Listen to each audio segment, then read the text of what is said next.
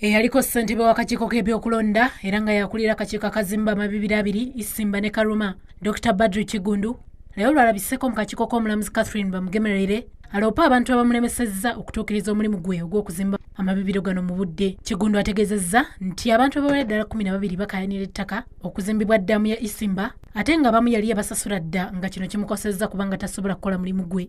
It is true, each and everyone signed for the value that was assessed by government and secured that value and signed the release of ownership of that land to government. Engineer Kigundu agamba nti si gwe gusoose abantu bano okutiisatiisa okuyimiriza emirimu gy'okuzimba ddaamu eno singa tebaliyiriddwa nsimbi ze basaba eziri mu buwumbi 23. They have led to even securing an order of court to block the account of the contractor. Okusinziira ku Engineer Kigundu, abatuuze mu kitundu abazimbibwa ddaamu eno bagamba nti ettaka lyabwe lyalimu enjazi kati abazimbize bayasa okuzimba ddaamu eno kyokka nga tebaliyirirwa ku njazi zaabwe.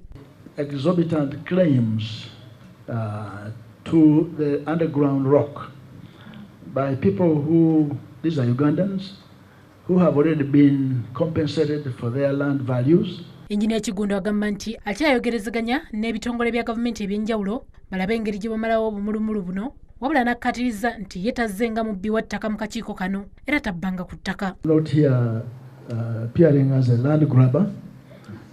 I've never been one and I shall never be a land grabber.